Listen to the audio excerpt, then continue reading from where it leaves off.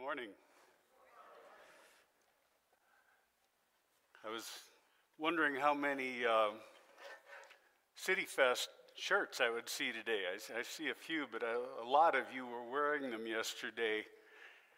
There was a lot of things to do. I got there and saw Don and Karen Lentz walking around with garbage bags, and much appreciated.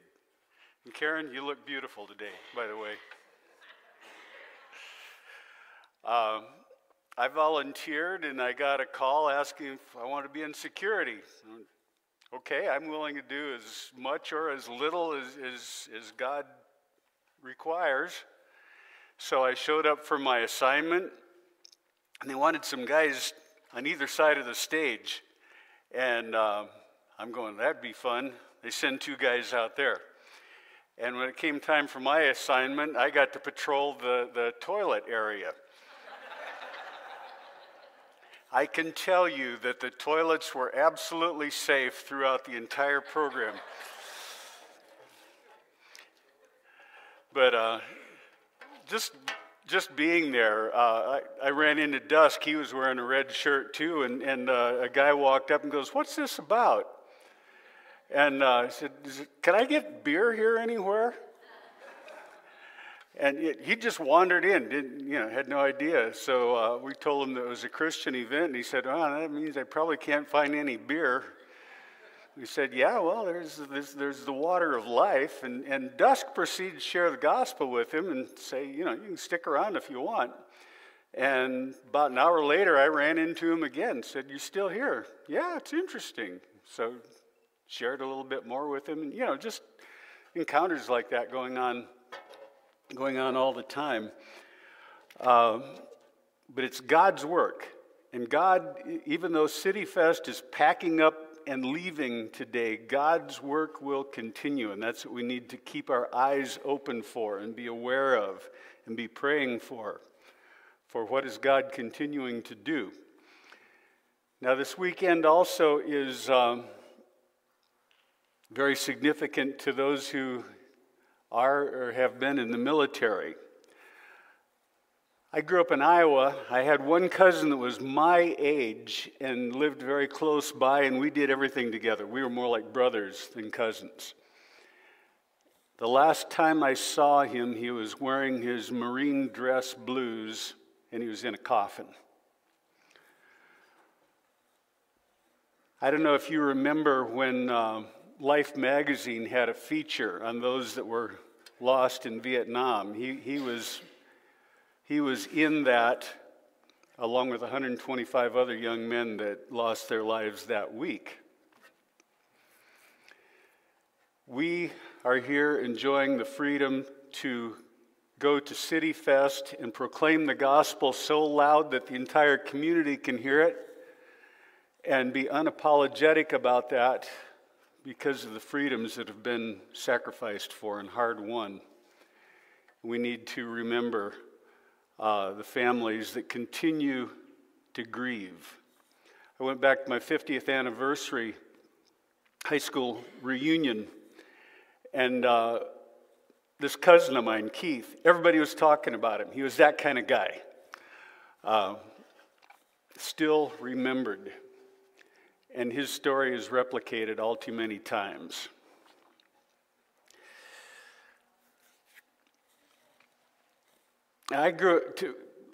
This sermon series is called Seismic Shifts. What has happened to us that has taken our life perspective from here to here?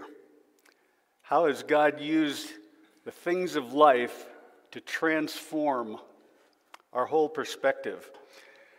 And I get a chance to talk about myself today, but it really isn't about myself. It's about God and about paying attention to Him and seeing what He's doing. As I said, I grew up in Iowa, and my dad had been a military veteran and a track champion and that kind of thing, but by the time he was in his 40s, he was walking like this because arthritis was getting to him. He'd get up in the morning and spend time working on being able to open and close his hands. We had relatives that wintered in Arizona, and the word was that the climate there was such that your arthritis would feel a lot better. So my parents made a decision. We were going to pack up our 56 Buick and head for Arizona, see what it was like there, and probably move there with the intention of finding a place to live. On the way, we were going to go through Colorado. So we drove out to Rocky Mountain National Park and got in the campground. And we were going to look around for a few days and then go over Trail Ridge Road and on to Arizona. Well, the day we packed up to head over Trail Ridge Road, we got up to about 10,000 feet, and our 56 Buick with a 450 cubic inch engine that I had seen it go 140 mile an hour before, couldn't make it over the top. So we went back down to the campground, stayed another night. The next day we tried again. Wouldn't make it. It would get about so far, it would just cut out and stop. To the point where one day we had to call a tow truck, and the tow truck, I don't know, I think they do a better job now, but they raised the back end of the car with all of us in it and told my dad, "You steer the front end." And we got hauled down off a Trail Ridge Road with all these winding over, drop-offs and that kind of thing. That was an experience my family never forgot. So finally, we told God, we've only got so many days to be gone. If we can't make it over the pass by such and such a day, we'll just stay in Colorado. And that day came and went. So the next day, we went sightseeing, and that car went clear up over the pass, no problem. But we were committed to stay in Colorado. So we stopped at a place where we weren't mountain savvy yet. We stopped at a place where we could see up, it looked like about 400 yards, something like that. And my dad and brother and I said, "I bet there's a good view from the top of that. Let's go see."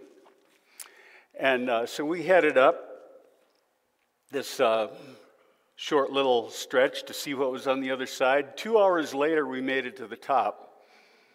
That's one of the things we learned about living in the mountains. They just keep going and going. And had a wonderful time. In fact, what my dad discovered was that the higher he climbed, the better he felt. And he realized that Colorado was a really good place for arthritis.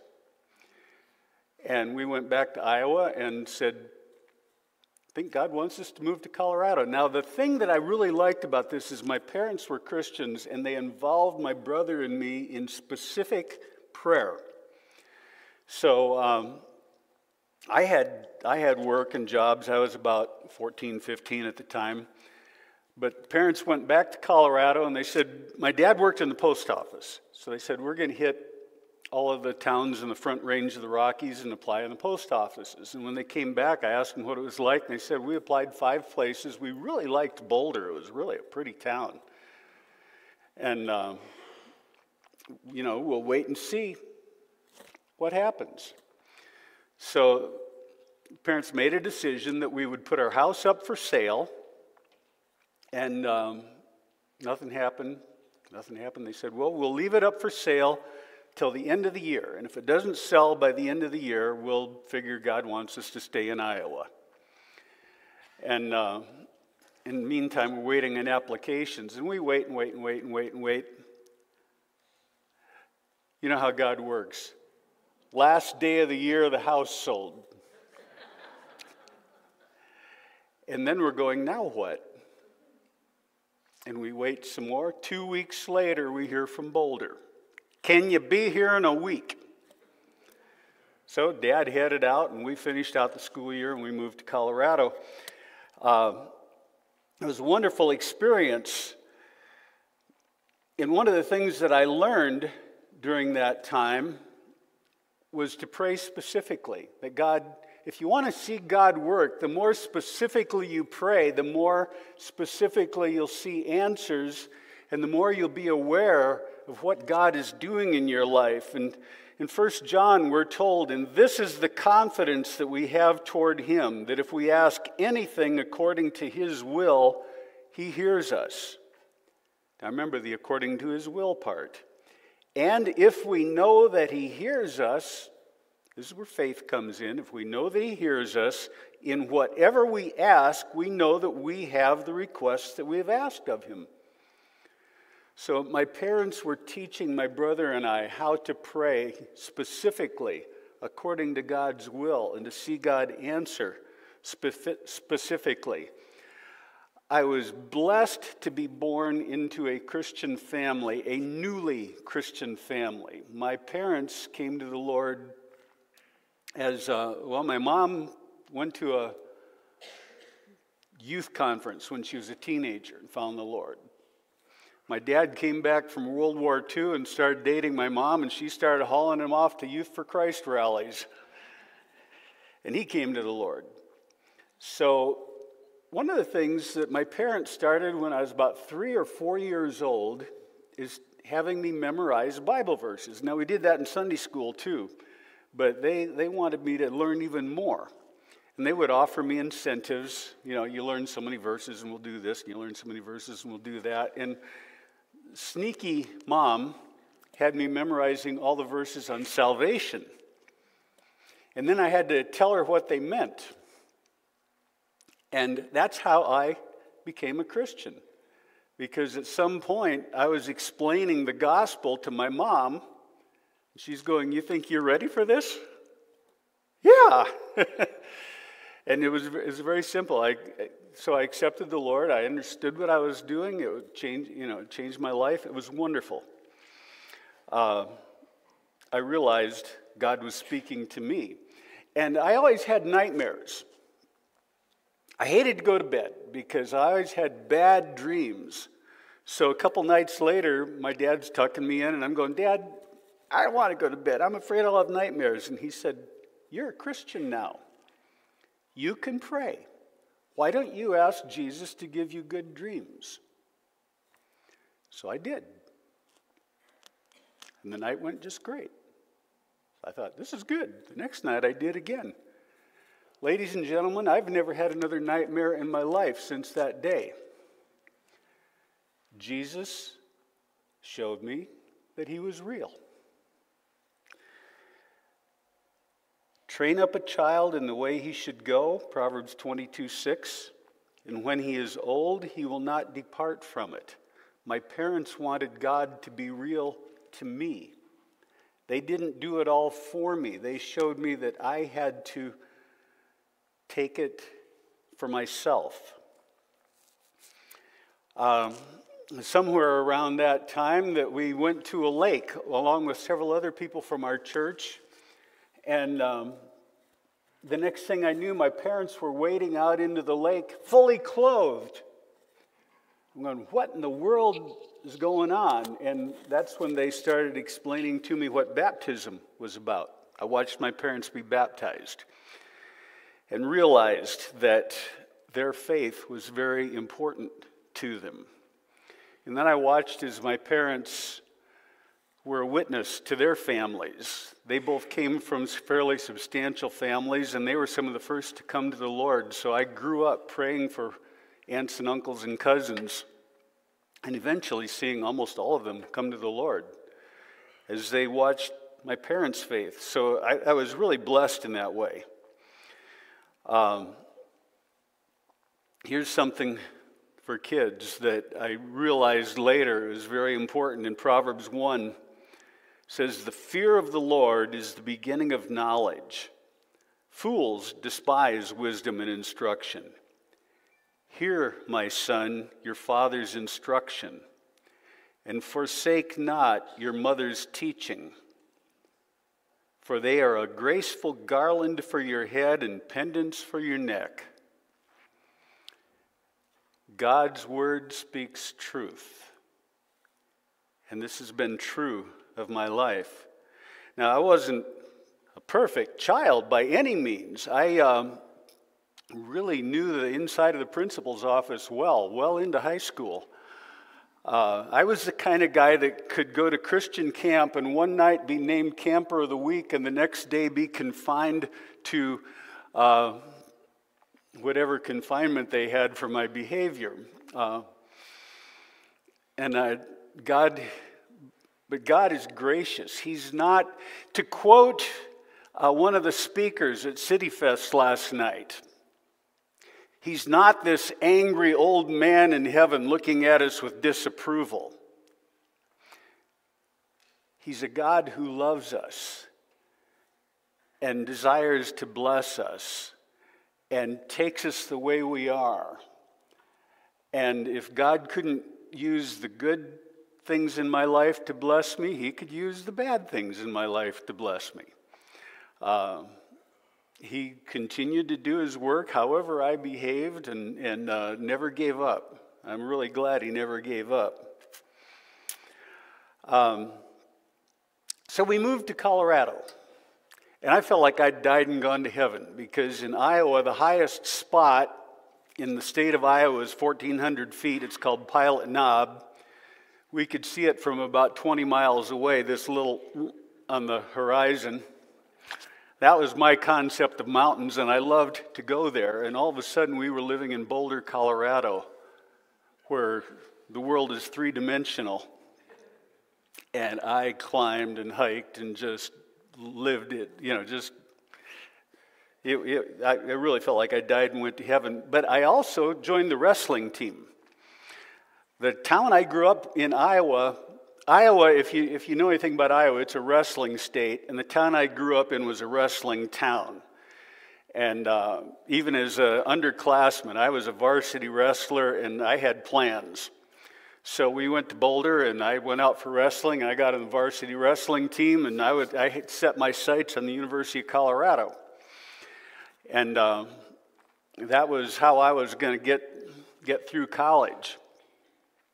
One day at wrestling practice, I was having a tryout. You have to wrestle each other to see who gets to wrestle varsity. And I just pinned the guy, and I stood up, and I was standing like this, and all of a sudden, bam!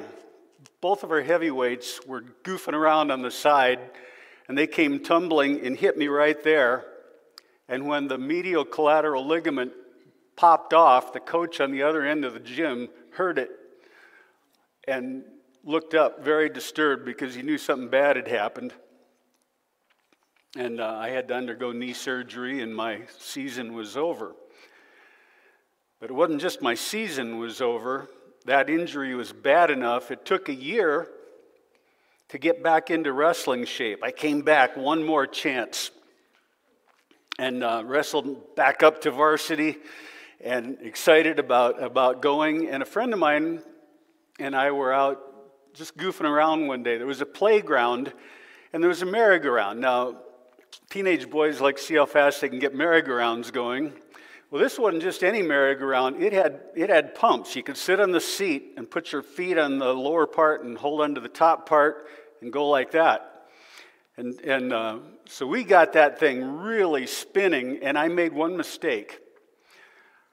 We were spinning so fast we could hardly hold on. So to brace myself, I put my foot up on the seat, and the bar came down on my knee.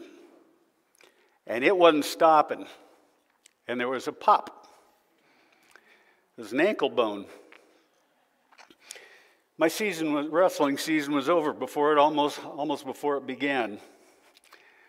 And I'm left going, well, there went that plan. I wonder what God has in mind. So instead of going to University of Colorado, I went to Trinity College, which is a free church college, Christian college.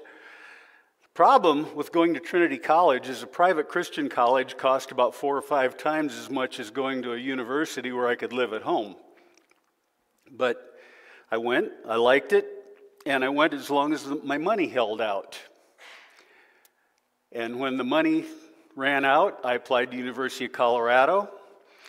And one day I got a call from the president's office, and I went in, and some of the administrators said, "We want to talk to you." And they said, we would like to have a special music group that can travel with the president. We'd like it to be a men's quartet, and we think you're the guy to put it together. And I said, well, I had done some traveling for the school before, and I said, well, that would be a great idea. That'd be a lot of fun, but the problem is I've run out of money, and I've applied to University of Colorado, and that's where I'm going next. And they said, well, here's the deal. If you can put together a quartet that meets our standards, you'll have to audition for us, and if it's good enough, we will give a full ride to every one of you. They had their quartet within a week. Well, it took a month. For that month, I was the most popular guy on campus because they put me in the position of handing out full ride scholarships. And I didn't have any problems getting applicants, but it worked out. We, for the next 2 years, we traveled for the school, and I was able to get into 46 states.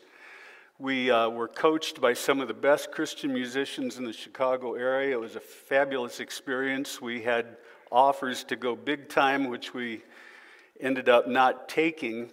But one of the guys ended up going into being a Christian recording artist. Another one of the guys ended up as the head of the music department at our college. And it was a way better experience than being on a college wrestling team would have been. We got to meet so many people and share the Lord all over the country in camps and conferences and meet lots and lots of young people. God is good, but his ways are not our ways. Isaiah 55, for my thoughts are not your thoughts, neither are your ways my ways, declares the Lord. For as the heavens are higher than the earth, so are my ways higher than your ways, and my thoughts than your thoughts. And I had to learn in that process to be okay with roadblocks. When things didn't work out my way, instead of getting frustrated, to say, okay, then what have you got for me, Lord? What's your way? And to realize that that was a good position to be in. That I didn't have to fret and get all frustrated when things didn't come together, because God had ways of bringing things together way better than I did. And by the way, during college, as you remember, that was during the Vietnam War. How many of you remember the draft lottery? I got a low number, and during my senior year, I got drafted in May. And I went and took my physical, and this was so bad that I got a 4F. I didn't go to Vietnam with my cousin and a whole bunch of other friends that I knew. I had a lot of friends that went, quite a few that didn't come back. Of those that came back, they either came back and followed the Lord or they became alcoholics. It was a tough duty. So even though I came from a military family, and I could tell stories about my dad and my uncles and that kind of thing, that wasn't God's plan for me. God had another army to be a part of.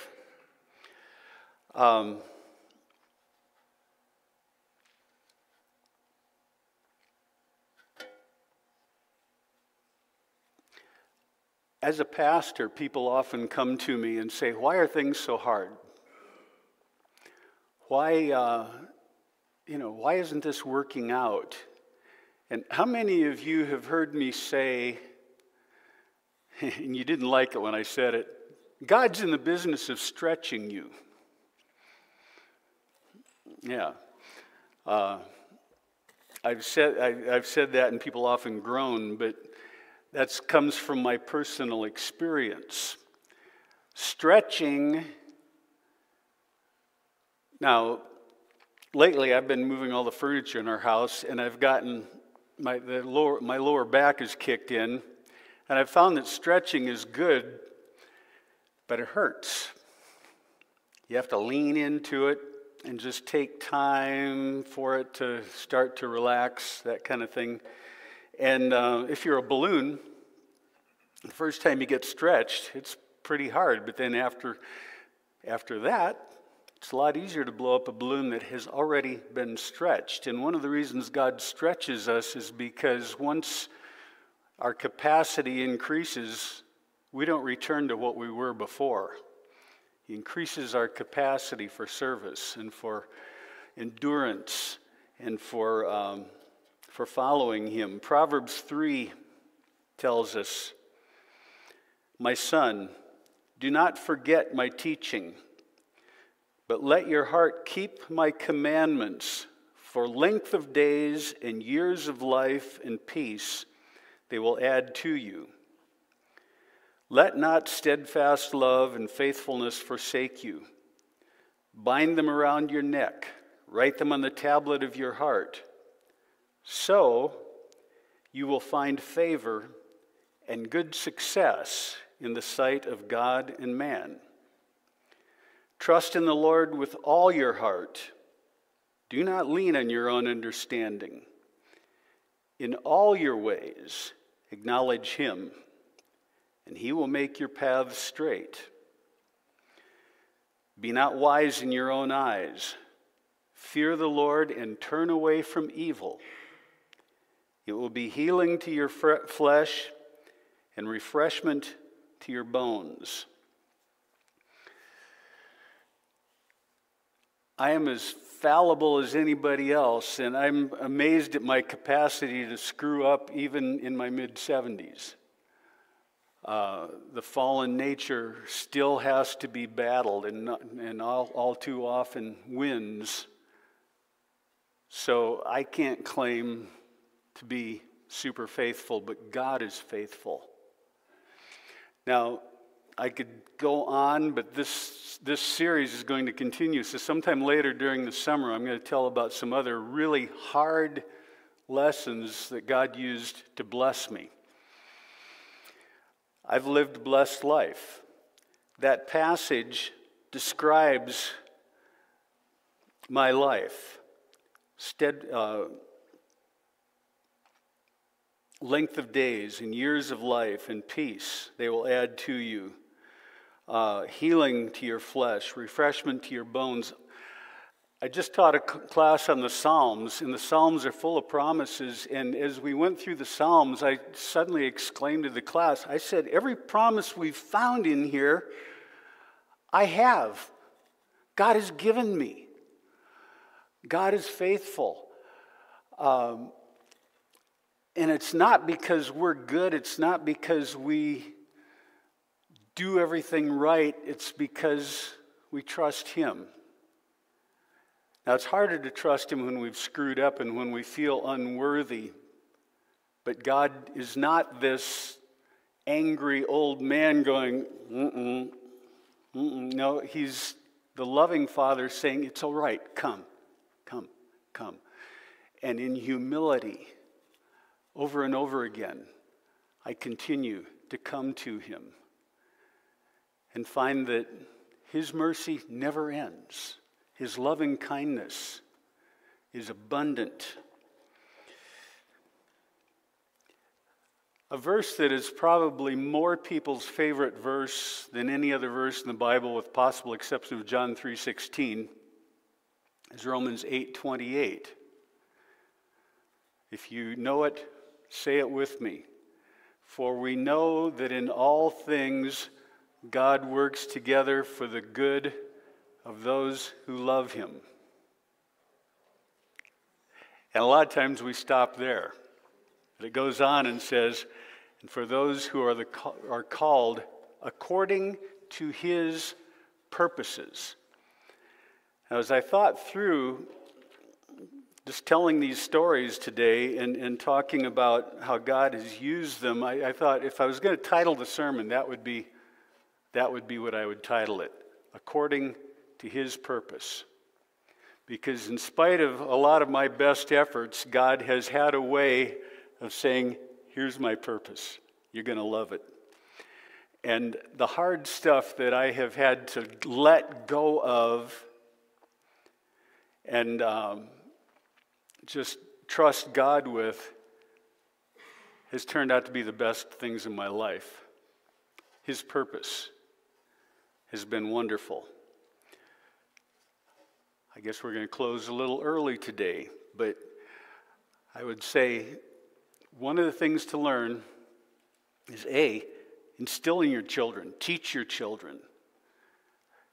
But don't just stuff it down their throats. Teach them in a way that and your grandchildren, that requires them to respond to God. One other story, since we have time. I was about 6 or 7 years old, and I had a neighbor across the street who didn't go to church. I played with him all the time. And 5 or 6 years old, I don't remember, pretty young. But one Sunday, I told Mom, David across the street doesn't go to church. Why do I have to go to church every Sunday?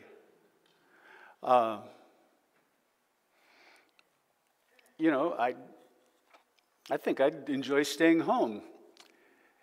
And I expected to get chewed out. But instead, my mom got this thoughtful look on her face. She said, okay, tell you what.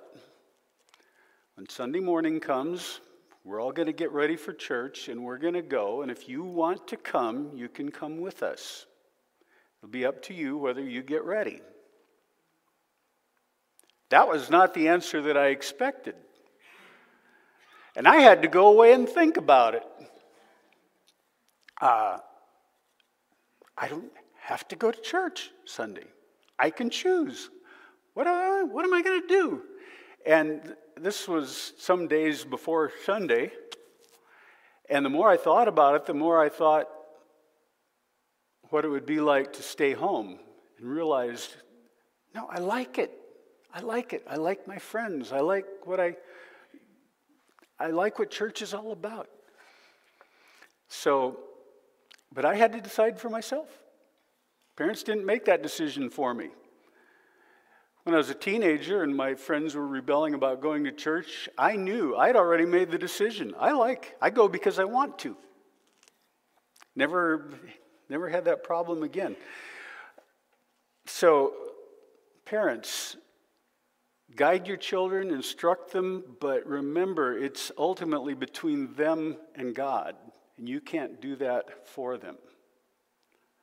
My parents had to know when to back off and let it be between me and God. But for all of us, we don't know yet what God is working in us for eternity, for His ultimate glory. But we know that He is working. He is always working. And the more we pray, the more we can engage in what He is doing, and we can see the evidence that He is working. And one of the things that Bruce Martin, our district superintendent, reminded me of, because he just retired and he's off into a new chapter in his life, and one of his mottos is, whatever God asks, the answer is yes. That's simple. That's simple. That's what I'd like to leave you with. Whatever God asks. And the more we're seeking God, the more we're aware of what He's asking. Sometimes He kind of forces us into something and we go kicking and screaming. And I've gone kicking and screaming into some of the best experiences of my life. Sometimes it's, He has all kinds of ways of working. But if you hear God pushing you in a direction or asking something of you, the answer is yes, and you'll never regret it. If the answer is no, you probably will, even though it seems safer or more enjoyable or more what you want to do at the time. you probably will come to regret it. Stay open to God.